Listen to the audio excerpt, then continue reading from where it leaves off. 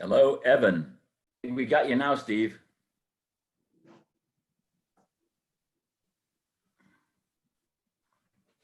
Almost. Hello, Ian. Hey, how's it going? Good. Thanks for all the work you and your team are putting into this. Oh, no problem. It's been a joy. It's been really a fun project, especially to stay busy during these times. So it's been great. Excellent. And Excellent. thank you for coming back and joining us again. Pleasure. How you doing there, Steve? Working on connection, it looks like. Here in a second.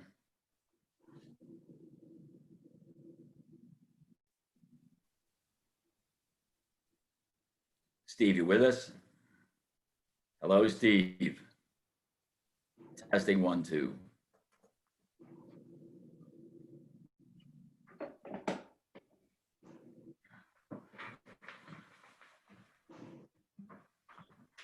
Hello?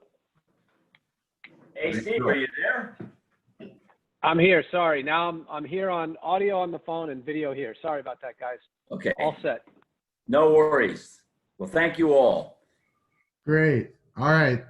Well, without further ado, hello, everyone. My name is Ian Scher. I serve as a VP of Operations for the Syracuse Sport Business Digital Series. And I want to thank you for tuning in. And I'm excited to begin the panel on the implications of new name, image, and likeness regulations for athletes.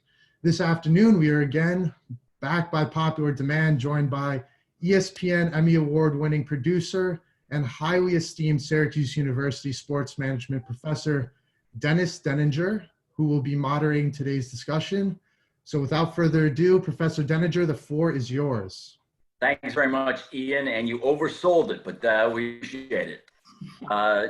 Joining us today are, and I don't know how people have the same arrangement, but in my upper left is DJ Fisher, who is the founder of Defining Sports, which is an agency that markets, manages, and mentors professional athletes and coaches. Welcome, DJ. Great to have you here. Likewise. And next down along the row here is Darren Heitner. Darren is with Heitner Legal, and he has served as legal counsel for Draymond Green, Antonio Brown, Drew Rosenhaus Sports Representation, and many other clients. He wrote How to Play the Game, What Every Sports Attorney Needs to Know, which was a treatise published by the American Bar Association. Welcome, Darren. It's great to have you here, and looks lovely in Fort Lauderdale. It is lovely, although I'm not outside so much. Thanks for having me. And an old friend of mine is Steve Herz. Steve is president of the Montag Group, which represents talent and does strategic consulting, media communications, and content creation. Steve got his law degree at Vanderbilt Law School. Welcome, Steve. Great to have you all here. Great. Thanks, Dennis. Happy to be here. I want to start out, and this is a really fascinating time in a sport. Certainly what we're going through now and the implications and the impact on sport and the changes that are afoot that will affect college sports and college athletes. And I want to start off by just asking that when the NCAA enacts the new name, image, and likeness guidelines, which will be voted on in January at their annual convention, what will become possible for student athletes that isn't possible now? Anybody want to open that up? I don't care. So what we've had are 31 pages of recommendations that were provided by the NCAA in the past week. And all that it is a document that contains recommendations. And in fact, a large majority of the 31 pages don't even deal with recommendations with regard to the specifics on how a name, image, likeness program would work within the NCAA. Some of it is even really lobbying federal Congress to provide some rights, additional rights to the NCAA, which we've already heard from individuals on Capitol Hill that that's not going to happen unless many more concessions are made. Essentially what the NCAA has done is teed up what's going to happen in the future. So by providing those 31 pages of recommendations, it is now saying we're providing this to our members. And in October of this year, we envision that we'll be ready to provide more concrete legislation. Ultimately, in January 2021, that will be when the legislation will be voted on. And the assumption is that if it is then voted on and it passes, it will be effective for the beginning of the fall seasons of sport in 2021. So we're still very far away. But essentially what the NCAA has done is it has gone against many years and decades of its position that under no circumstances whatsoever will it entertain the idea that college athletes are able to exploit their names, images, and likeness for any commercial gain. In fact, within the past year, the NCAA had hinted that if there was going to be any exploitation, the compensation would not be hard economic dollars. It would have to be tied to education. It seems like the NCAA has gone a little bit away from that, but it still wants to be completely in control of the process. To your specific question, what will it look like if in fact legislation comes out and it's passed in January 2021? What it will look like is players will have the opportunity to procure deals with third parties, but subject, at least at this point, to what are called quote unquote guardrails. So the NCAA used that term within the 31 pages, did not really specify any objective standards with regard to, one, whether there will be a clearinghouse. The assumption is yes, on the national level, the NCAA wants to control that. And then two, what will be the criteria that the NCAA clearinghouse uses to determine whether a deal is authentic or not, and whether it will be permitted or not. One hint that we already have from the 31 pages is that the NCAA does not feel comfortable with shoe and apparel deals for these college athletes. Meanwhile, on the other hand, it's okay for colleges, and it's okay for the coaches to enter into those deals. So I don't want to hog all the time. That's a little summary. What is it? What's the impact going to be from the recommendations? What do you foresee changing, Steve? Well, can we just go back to a couple things? I think Darren makes some really good points, but I think acknowledges in some of what he said is that everything he said, while I agree it's true and he did a lot of great research for today and he knows the topic, it may all be irrelevant because we don't even know if the NCAA is going to have any jurisdiction here. I mean, if state law preempts the NCAA as it looks like it will, I think Darren would agree, in Florida and California for sure, and Colorado and other states, and Senators Murphy and Booker and some others have already said they're not going to grant the NCAA preemption over state law, then I don't know where we are. You know, I think it's going to be a huge morass. So I think what Darren said, again, while I agree with him theoretically, you may just find yourself in this muck where the NCAA has virtually no jurisdiction over a student athlete at the University of Florida, or Florida State, or Colorado, or UCLA. And I think all these other states are going to follow suit because it's going to be a competitive marketplace. But I just also, if you don't mind, Dennis, I wanted to kind of take a step back for the audience here and just kind of give a little bit of background, and maybe others want to jump in too, to understand that this all started because of Ed O'Bannon in 2009 when he saw his face on the NCAA video game.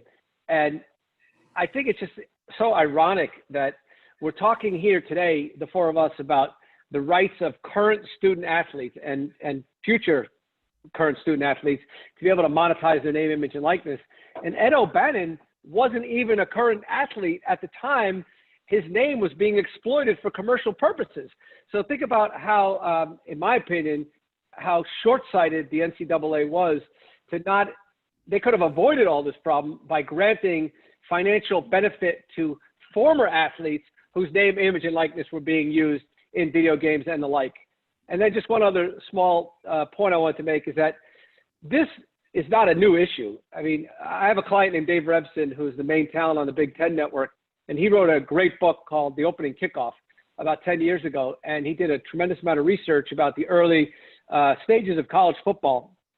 One of the most fascinating things was that in 1906, the University of Michigan had a star player named Willie Heston, and Willie Heston was doing cigarette and cigar ads on campus. His name and likeness were appearing in cigar ads at the University of Michigan in Ann Arbor at the turn of the century. So anyway, that's just a little background. He probably didn't make a big commission off the cigars back in 1906. But DJ, what is your sense of where we are and what the NCAA will or will not be able to change? I think we're a long way from change. This is just talk. I don't think they will have much say so. I think they're covering their own behind, if you will, trying to maintain the nonprofit status, if that makes sense. But change won't happen for years. I just think this is benefiting the NCAA in the long run. It's very interesting that in their guidelines, they specify that there shall be no involvement by the athletes of their school or conference or logos. And they also say that endorsement deals can be made, but not sports related. And that seems to, when you mentioned the Ed O'Bannon case, that seems to fly in the face of these student athletes have value in the sports marketplace and not necessarily outside the sport marketplace. So do you think any of that is realistic? I see you smiling there, Darren. What do you think? No, of course not. How do you determine objectively whether an athlete is using his or her sports-related performance to procure and negotiate these opportunities? And so what the NCAA is attempting to create is a controlled market as opposed to a free market. And Steve is absolutely correct. There will be an issue by and between the NCAA and various states unless the NCAA changes course between now and October when the legislation comes out. I can speak directly to the state of Florida, where I had the opportunity to work with Representative Chip LaMarca, who sponsored the legislation. And the intention in Florida is to create a free market. And whereas with California, obviously first to market, passes legislation signed by Governor Newsom, that's effective 2023. And I agree, I'm not sure if it was DJ or Steve who said it, but I think it was DJ, the NCAA has been completely reactive. And this is purely a PR stunt. I believe that was Donna Shalala on Capitol Hill who said that recently. The NCAA's was concerned originally with California passing its legislation effective in 2023. But Florida, in both the House and the Senate, has passed similar legislation. I'd say it's a little bit better, but I'm biased. That is awaiting the governor's signature. It was about to be signed, but then COVID-19. It will be signed into law, and it will be effective July 2021. So the heat is on for the NCAA. I've seen there are now more than 30 other states that are considering legislation similar to either California's or Florida's. Hopefully these states also recognize the difference between what California improperly originally titled the bill pay for play. That's not what we're doing here. It's we're giving these athletes the same rights as everyone else on college campuses, the right to exploit name, image, and likeness for commercial gain. And the money's, and this is really important, the money's not flowing through the universities. I've often had questions, well, doesn't this implicate Title IX? No, it does not, because of that specific fact. There's privity in contract between the players and the third parties who are engaging with them. The universities are no part of that contractual process.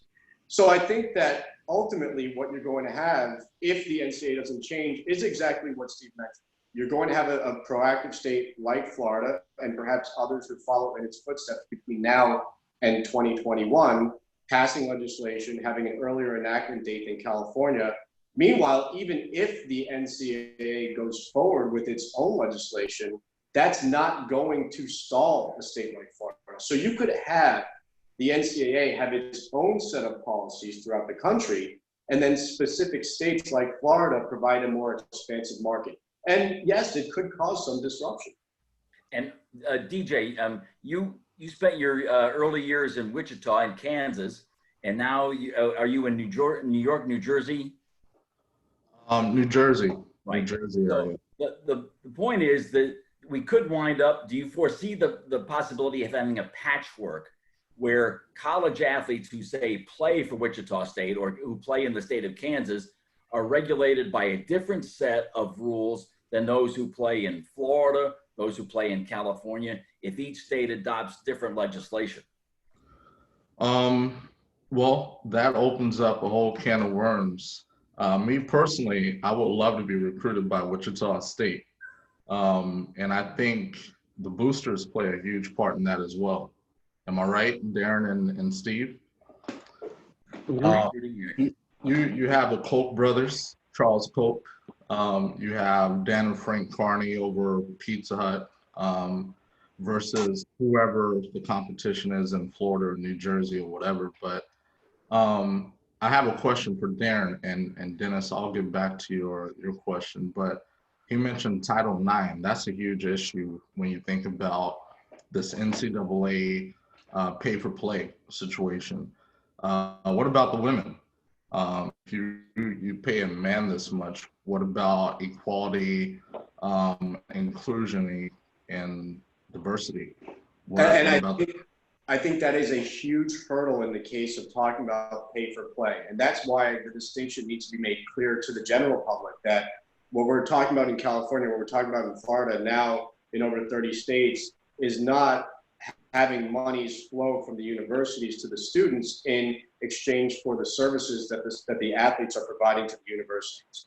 What we're talking about is something completely separate and apart that does not involve the universities and thus does not involve Title IX. You're simply allowing these individuals to have the same contracts in place with third parties that non-athletes would be able to have. Well, can I ask a question to Darren? Since you're really the legal expert on this panel here. Let's just take a hypothetical situation. Let's talk about James Wiseman, for example, the center for Memphis, right? Let's say he, sold his name or likeness in the state of Tennessee, in Memphis, instead of taking the benefit, that minimal benefit he got from Penny Hardaway. But let's say he sold his likeness in some way, legally did so. What we think is legally, or certainly legal under Tennessee law. Tennessee has a law, right? And let's say the NCAA then thinks that runs afoul of their ruling, right? So now you have this conflict, which we're talking about here, between the NCAA and the state. So I'm just asking you to indulge me in a hypothetical, or you as well, DJ. So it's pretty much exactly what happened, 6 months ago. The NCAA issues an injunction, and they say, or they don't issue the injunction. They ban him for 10 games or the rest of the season. Now he goes into state court because he's a citizen of the state. Under state law, he hasn't committed any penalty. The NCAA doesn't have any jurisdiction over him. Now the NCAA appeals that ruling. Let's just say the state judge rules in his favor. Now they try to vacate that ruling and go to federal court. The federal court doesn't have jurisdiction, right or wrong? Right, and I think to take that a step further, why it's so important for a state now like Florida or Tennessee, if it had, to pass legislation on this particular issue is because you said right now there's no law on the subject with regard to college athletes in particular. So now in the future, what we're doing is we're codifying this specific right in a statute, and the state is specifically setting forth the fact that the NCAA cannot interfere with this specific right. So it provides even enhanced. Exactly. That was my point. So let's just say, play this out again. This kid is a freshman. Let's say he wanted to play all 4 years in this hypothetical, even though I know he doesn't. So Tennessee court rules in favor of him because they have a law in the book similar to Florida or California in my hypothetical. He's back on the court. The NCAA files asks for a temporary restraining order. They lose. Right. They don't have jurisdiction in federal court. They go back to state court. They lose there again because the Tennessee Supreme Court or whoever is ruling on the lower court ruling rules against them. They are completely have no power, right? They've been completely neutered. So I'm just asking you, at that point, isn't the NCAA at great risk for even trying to enforce these laws? Aren't they better off just creating the most lenient law possible for these kids to be able to use their name, image, and likeness? The easiest thing for the NCAA to do is just to alter its bylaws, remove the prohibition, and allow for the athletes to enter into these types of deals with third parties concerning their name, image, and likeness. I think another part of, and you're absolutely right, if the NCAA were to go down that path and challenging in courts of law, my personal belief is that's the end of the NCAA. I mean, that's going to be. I agree. Exactly. I agree with you. Exactly.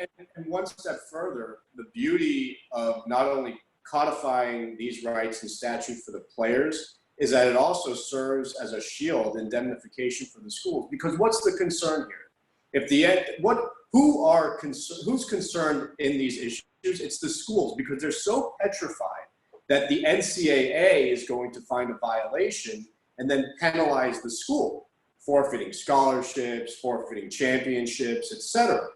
So if the state is now shielding the school and saying, no, you need to follow our directions and we're going to protect you, I think that provides a lot more comfort to these universities. And that's why we're not really seeing as much pushback. That, not only that, but also because, look, search far and wide. How hard is it to find an issue where you have bipartisan support in 2020?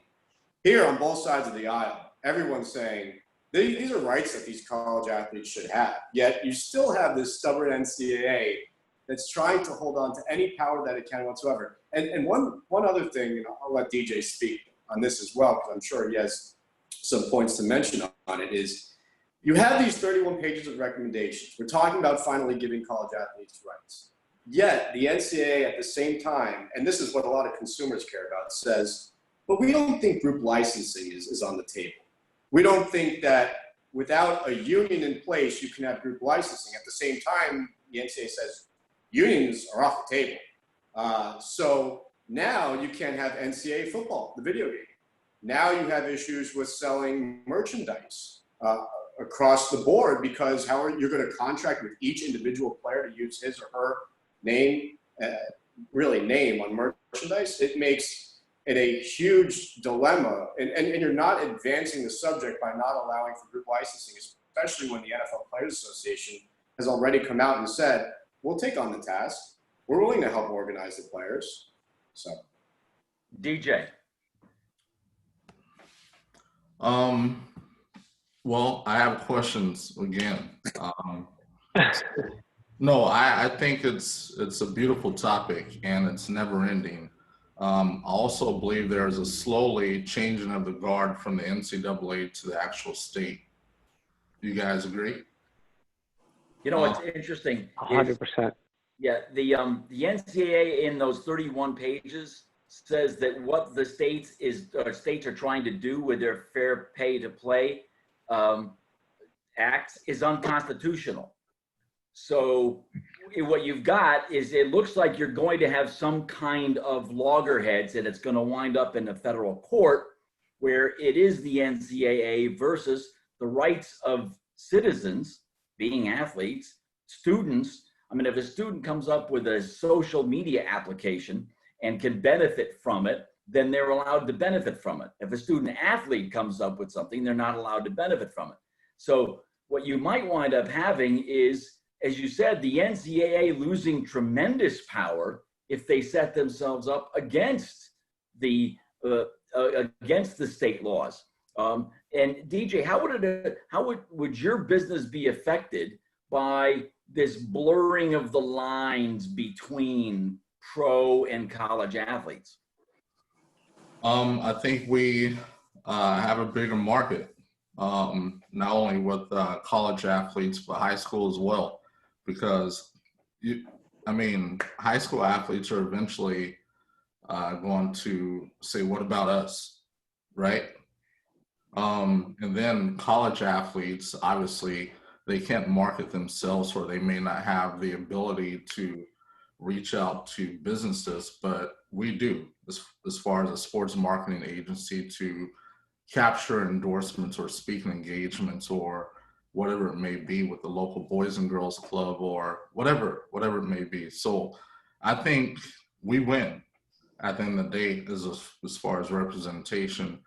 But at the same time, what's our guardrails? What's the agent's guardrails? What's representation's guardrails? What are our bylaws? Or what prevents us? What percentage needs to go towards the NCAA for representing these athletes? all that's up in the air, which is why I think this is going to take years to develop.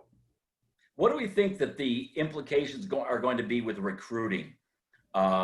If this winds up where it's more advantageous to go to a school in Florida, or it's more advantageous to go to a big market school like a Boston College as opposed to a Syracuse, because you can make more money on endorsing a car dealer in Boston area than you can in a Syracuse area.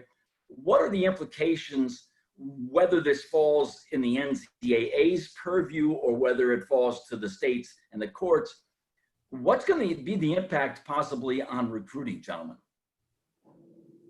Well, I'll just jump in for a second. I think it's going to be the universities that are the most proactive and understand, look, all of this is coming. It's going to happen. It may be slow, and to DJ's point, they may try to delay it. But I think, because it's becoming more and more of a state issue, the NCAA is going to get pushed aside. They already have been, and that's going to be more and more. So I think that the schools that are proactive and understand that it's to their benefit to almost partner with their student athletes and help them maximize their financial possibilities, the better they're going to be. I mean, can you imagine if Taylor Swift wanted to go to the University of Michigan and be in the music school? Do you think that I happen to go to Michigan, so I'm using it as an example. Do you think the University of Michigan would say, oh, sorry, Taylor, you can't release any albums in the 4 years you're here? Hell no, they would never, ever say that. They would be thrilled to have Taylor Swift there. And so would every other university in America. Brooke Shields went to Yale after she was in the Blue Lagoon. There's no way Yale didn't want her and they didn't prohibit her from making money. This is great for the universities.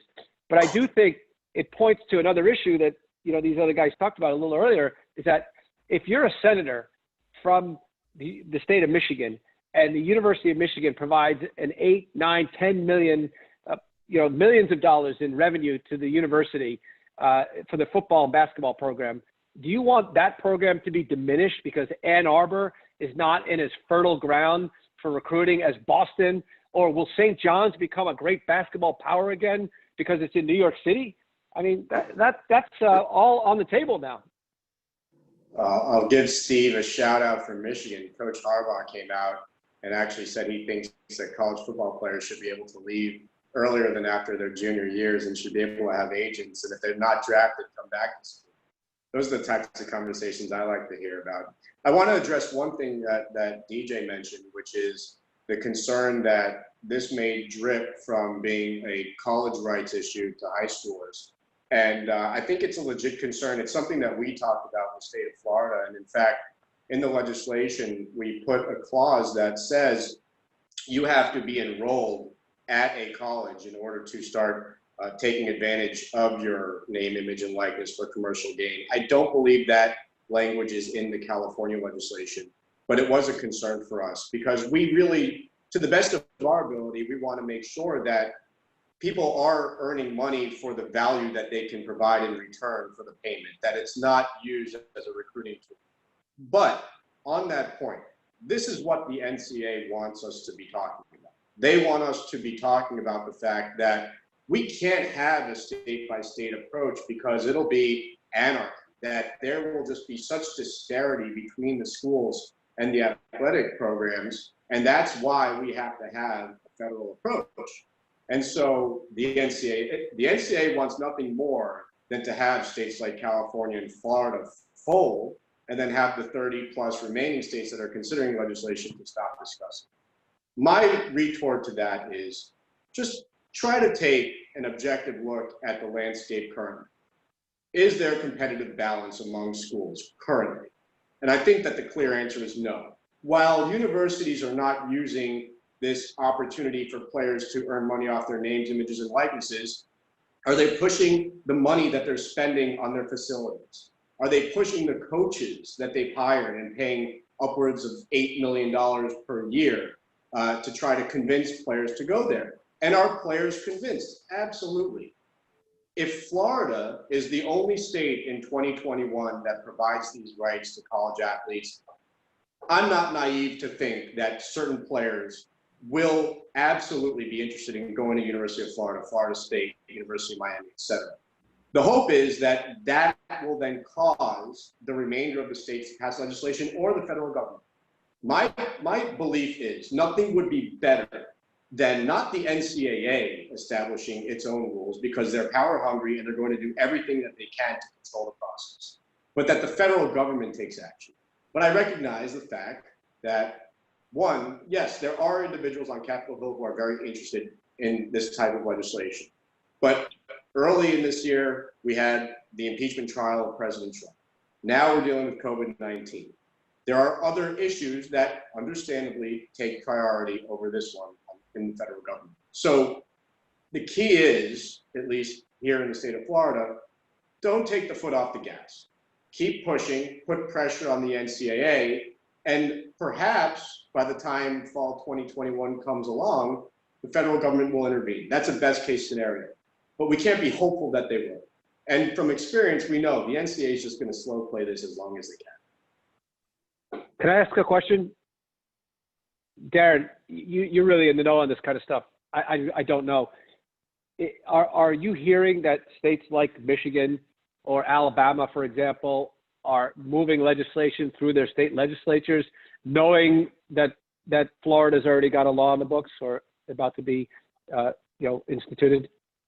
Yeah, I don't know much about the political structure state to state because, for instance, in Florida, we open session January 1 of every year, and it only goes for 3 months. At that point in time, there's a recess. And so what I think will happen, just based on what I've heard, is that I know that other states are looking at what we've done in Florida.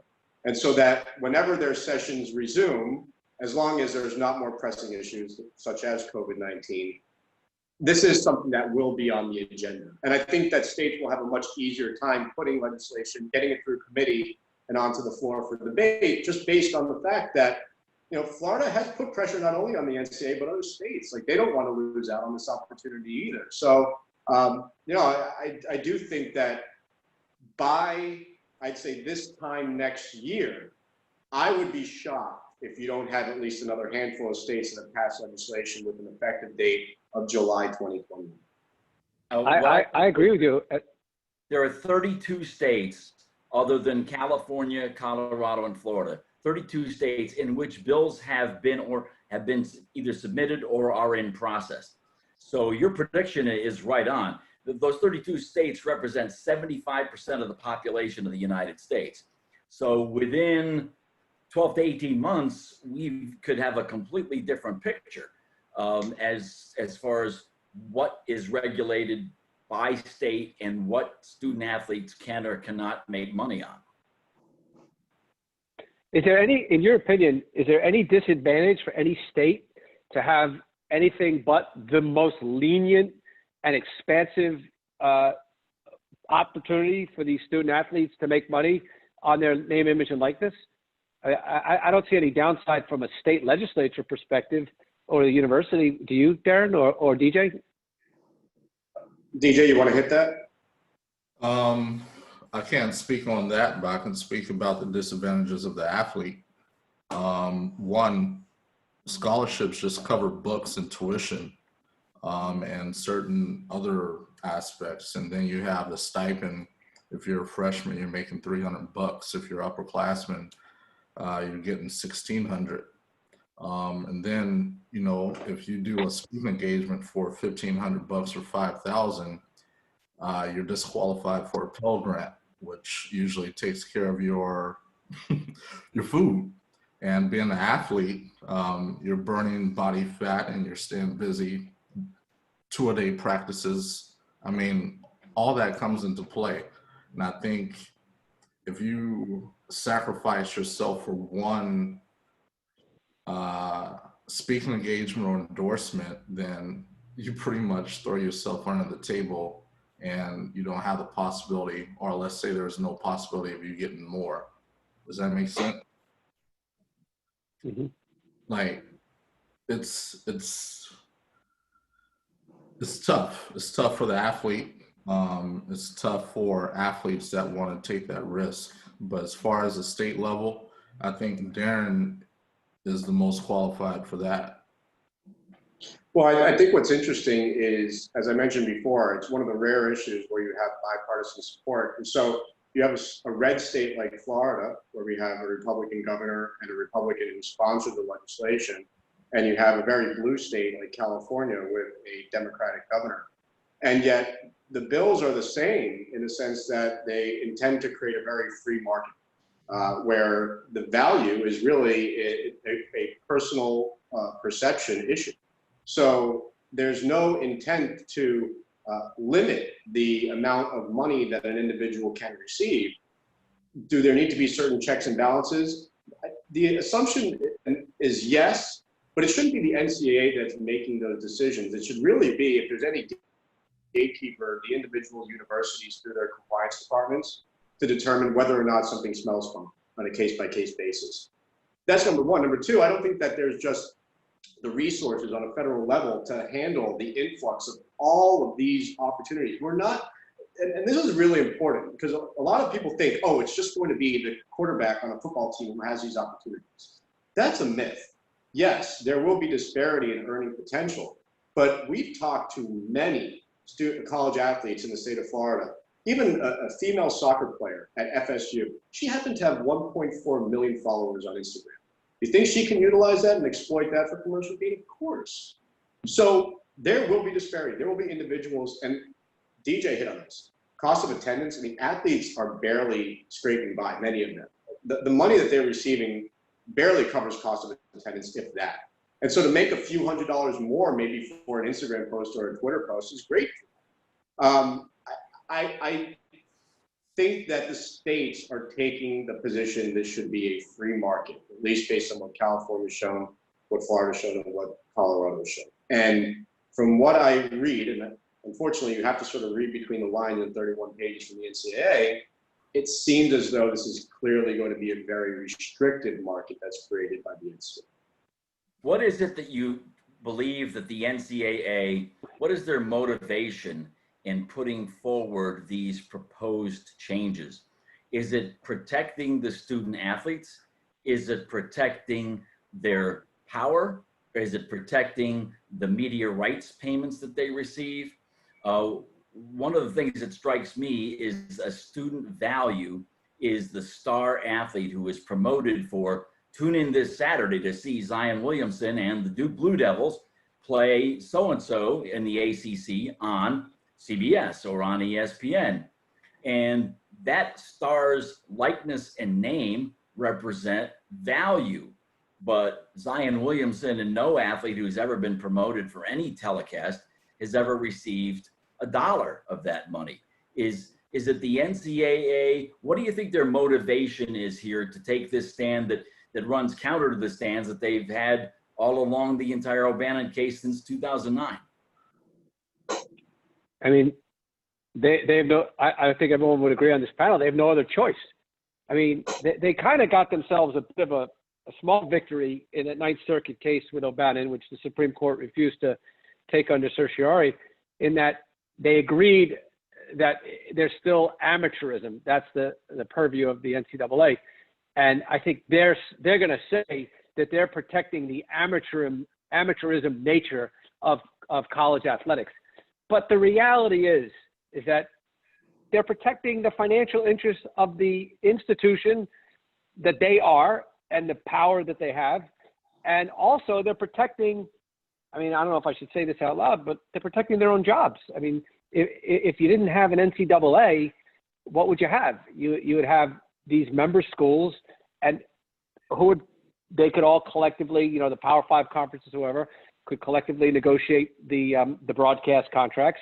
And then in theory, it would be like the Wild West, that whoever is willing to help the players maximize their financial benefit would do the best, and it'd be competition. But at the end of the day, it still is competition. I mean, I don't know if you guys, I live in New York, and you guys know about this Amazon deal that went bad in Queens about a year ago, but that's how our country works. State and local governments make the best offers to businesses. We are 50 competing states, and we're going to have 50 different competing states with individual universities competing against each other. That's going to happen, I think, no matter what. Yeah, I think it's purely a power play. And as Steve said, he's absolutely right.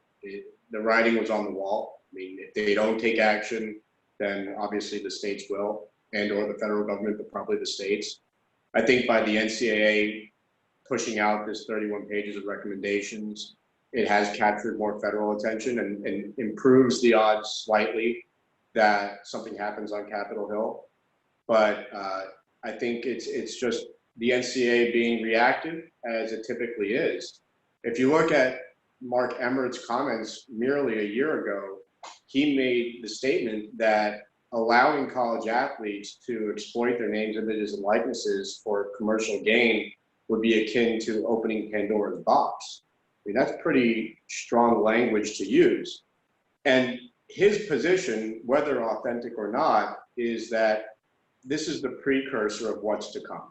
That if we allow college athletes to make money off of their names, images, and likenesses, the next step is they will be employees, earning salaries, getting benefits, and then amateurism as we know it is gone. And as DJ talked about earlier, tax exempt status and benefits for the NCAA, goodbye. So I think there is some validity to the NCAA, to their argument that that's their fear. Whether that fear is misplaced, sure, I think you can easily separate what we're doing here from paying players compensation for what they're doing on the field, on the court, et cetera. From a public relations standpoint, again, California kind of screwed up early on when they actually called their bill pay for play, when in reality that was never the intention. And I think that the general public initially had some concerns or there was confusion surrounding it, but hopefully it's been cleared up. Look, the NCAA is trying to win the game that it has always tried to win, which is having public appeal. And, you know, myself, Steve, DJ, others, I think largely are trying to educate people so that they can understand that, yeah, the NCAA has changed its position, but this is not what you think it is. This is not full-blown rights where you're going to be able to play that video game that you love so much, because the NCAA is not in favor of that. Now, each of Hey, you. Dennis? Yeah, go ahead. Can I just ask you guys a question? Because I don't know the answer. I know I'm supposed to be a panelist, but I'm very curious about this. If anybody knows, who was advising the NCAA when O'Bannon sued them and didn't tell them to settle on day one for like I said earlier, the ability to be compensated as a former athlete after you've already matriculated or finished up your eligibility or graduated, whatever the case may be? Who on God's green earth would have advised them to fight that fight when they could have won this fight that we're talking about right now because it wasn't even litigated? The plaintiffs were O'Bannon, Bill Russell, Oscar Robertson. I'm just so perplexed by that, if anybody has any sense of it. I can address it. It's a bit more complex because that was a case that revolved primarily around antitrust issues. And I won't get into all of them here. We don't have enough time. And I don't know that we have the audience who really wants to hear about it. But I think that the justification for continuing down the path of litigating that case was the same justification for Mark Emmert coming out and saying that giving these individuals those rights that we're talking about is akin to opening Pandora's box. The implication was that if we settle, even if it's a confidential settlement agreement, this is going to open up the door to college athletes being able to get so many other rights. And you have litigation that has occurred over the past few years concerning whether or not college athletes should be labeled as employees, including NLRB complaints that have been filed and gone up on appeal. So it's an issue that's still absolutely playing out. I think that would be their justification. I mean, as a lawyer, I also know that others like to be paid their fees. So it's a good case to have, I guess, if you're representing the NCAA. Now, each Great of point. you three gentlemen represents clients. You represent professional clients. What are you doing? How is your business going to be affected? And what are you doing in advance of any changes? How are people in the sports representation business going to have to adapt? DJ, what are your thoughts about how your business is going to have to change? I think the biggest adaptation is probably newcomers, with the friends and family of the student athletes wanting to represent them regards to capitalizing on name, image, and likeness. But I did want to tap in on your original question previously. The NCAA's history has always been saving their behind. I don't know if you guys remember when they coined the student athlete phrase to prevent them from paying student athletes or families workers' compensation. You guys, so I think this is also a situation to where they're covering their behind tax exempt status or saving jobs, as Darren mentioned and Steve mentioned. But I think the biggest adjustment for us as professional representation will probably be newcomers. What do you think, Steve? I think he's right. And I think there's a whole other piece of this too that I'm not even sure how it will play out. But again, I think let's just stick with the University of Michigan for a minute. If Michigan is smart, which I think they are, and Jim Harbaugh is a smart guy, he's forward thinking, and Darren or DJ might know, but what's to prevent the University of Michigan from hiring DJ's firm and putting him on retainer and saying, we want you to maximize every dollar we can make for every single athlete here. Your firm is going to be responsible for every tennis player, every soccer player, everything, and we'll pay you $1 million a year, whatever it is. And you know, so just want to maximally incentivize you, DJ, $1 million plus 20% of everything you generate. I think these universities could be smart about hiring agents like this and bringing it all in-house. So you use that as a recruiting tool for the next Tua or the next Joe Burrows. You know what I'm saying? So I think that could be a big sea change, depending on whether it's legal to do that. Just yesterday or the day before, West Virginia University retained an individual, Jeremy Darlow, who used to work for Adidas and has really branded himself as a branding expert. And West Virginia brought him in to help with the college athletes. Note, I haven't used the word student athlete at all today. Has brought him in to help with preparing college athletes for what's to come. And I think that's incredibly intelligent, because if I'm a player, again, that's a good selling point to me. I want to go somewhere where I know I have the resources and tools in order to best procure opportunities and understand the value. From my standpoint, I honestly don't know. I'm not an agent, so I don't go out procuring opportunities for players. I don't take commissions on deals. Could I potentially have new business in reviewing, revising, negotiating contracts? Absolutely. You know, one thing that hasn't really been addressed, but DJ brought it up, was with regard to agent regulation. And so in the state of Florida, what we have in our legislation is we would allow any individual who is licensed as an athlete agent or who is licensed to practice law and is in good standing in the state of Florida to work with these college athletes to procure and negotiate opportunities. Again, the requirement would be proper licensure in the state. There's an issue with the NCAA wanting to control the agency process. And this is nestled within the 31 pages of recommendations. The NCAA now wants to regulate the agent profession. So there are legal issues surrounding that, but other than the legal issues on their face, now you're going to have states, over 40 states currently license agents, and the Federal Trade Commission also regulates it, the profession on a federal level. So now you're going to have those states licensing agents and regulating the profession, and separately the NCAA wanting to license agents and regulate the profession. So will the NCAA just allow every agent who's already licensed in any state to be part of their program? Will this be another fee that the agents have to pay to the NCAA on top of everything they've already paid? What if an agent is already licensed in a state and then is denied by the NCAA? What kind of standards will they have in place? I mean, there's myriad issues with all this. And that's, again, and if that, structure in place on a state-by-state basis, and even on the federal level, So it needs to happen through the states or through the federal government. I don't see how the NCAA can really control this process, but it's a power grab. Always has been. Steve? No, I go ahead, DJ. Sorry, go ahead. Well, they tried that, the NCAA, with but they had a lot of backfire with the Rich Paul situation. And that was totally embarrassing for the NCAA. But I really think the state will get involved and start to control the representation part. One, because the state legislature obviously benefits financially, and they actually have their hands on who's going into the schools, who's interacting with their student athletes. And honestly, the more we get into this discussion, the smaller the NCAA becomes. What would the best way be to guarantee transparency so that the athletes themselves are not being taken advantage of?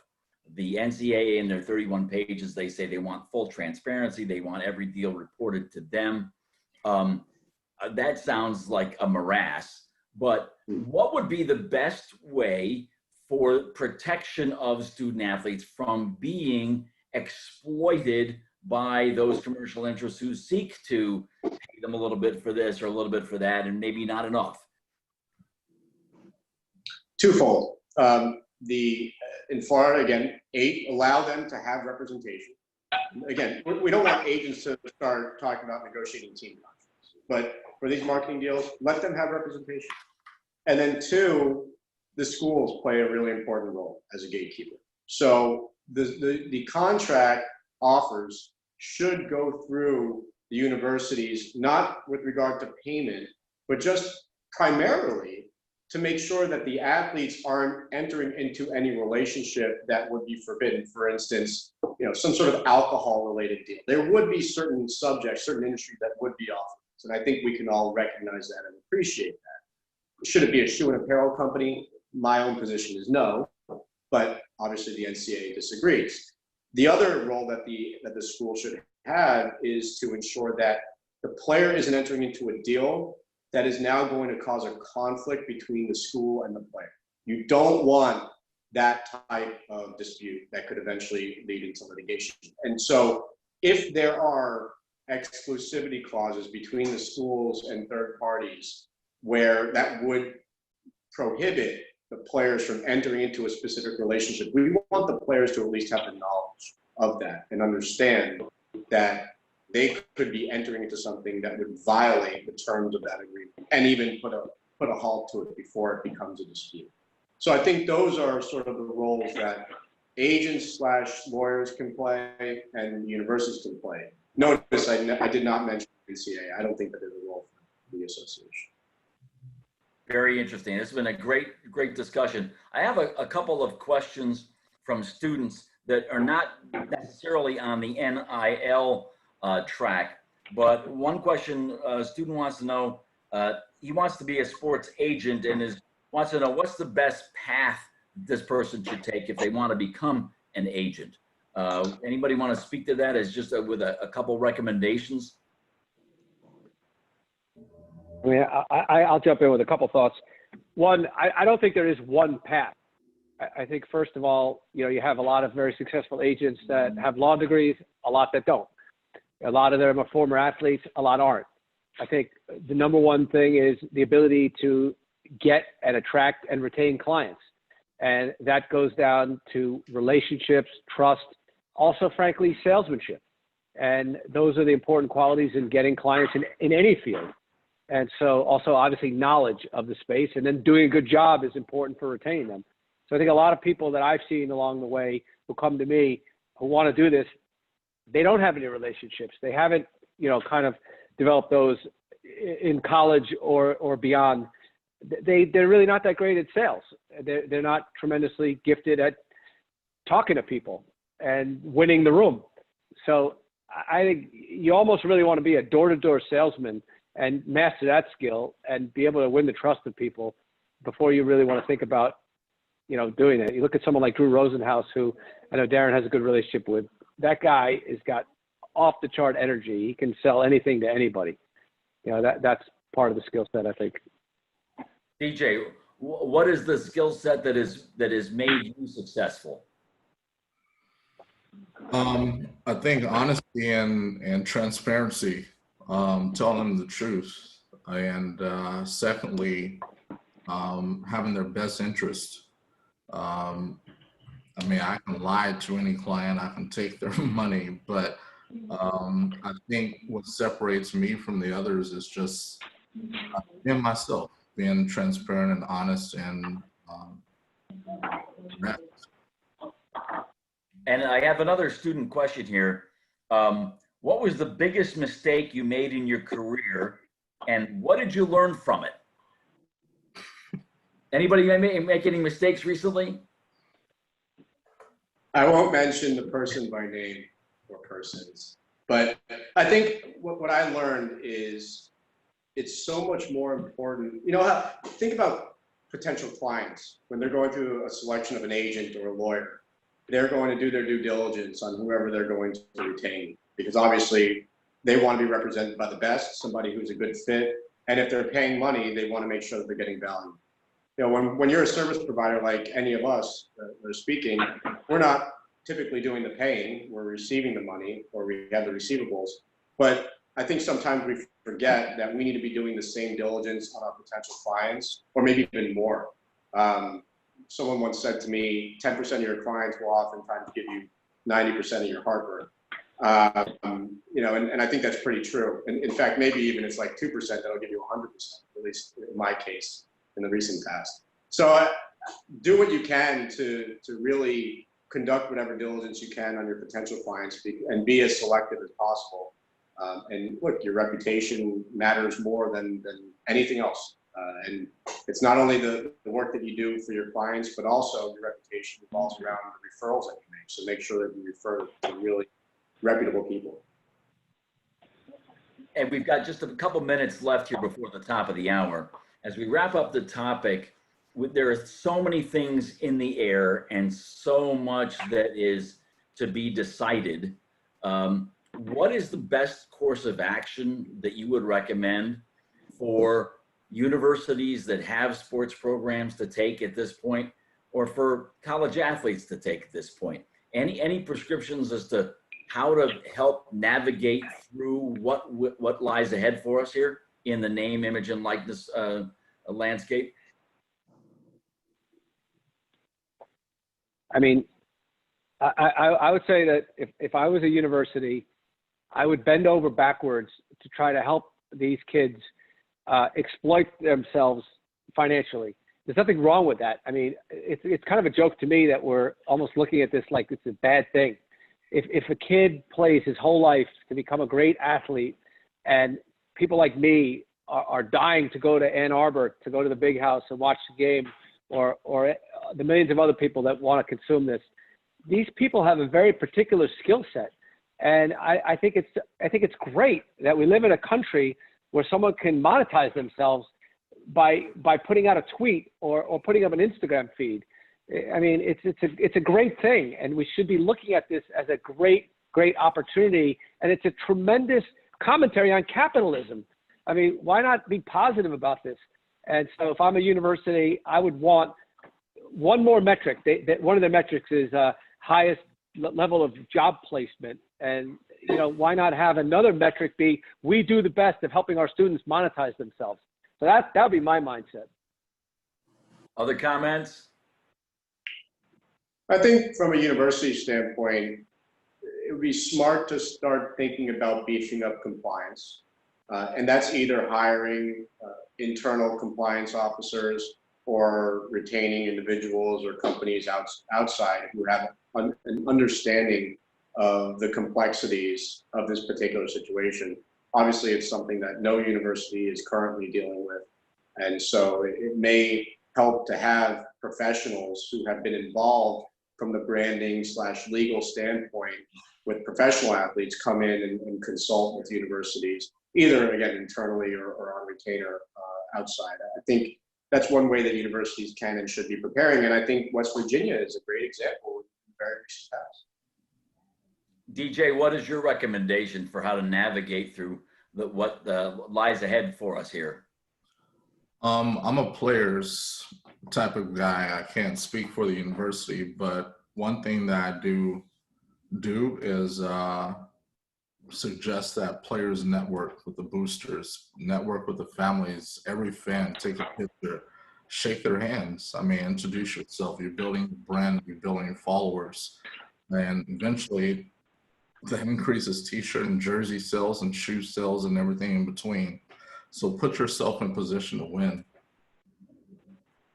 Well, I want to thank everybody for taking the time this afternoon.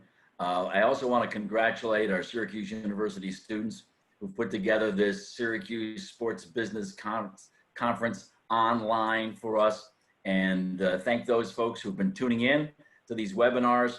And we hope it's raised a little bit of consciousness here, and it certainly raised a lot of questions. A lot more questions raised than answers here today, but it's exactly what it, nobody should think that this has been resolved by the fact that the NCAA came out with 31 pages of recommendations, because there's been no resolution. And one little capper is that they are envisioning 3 sets of different regulations for the 3 divisions within the NCAA, so there wouldn't be a consistency for college athletes, regardless of how big the school you went to. So anyway, there's a lot to be determined, and we'll connect with you guys again and get some more information. We really appreciate everything that you've done and your contributions today. Thank you. Good stuff. Thanks for having us. Thank you.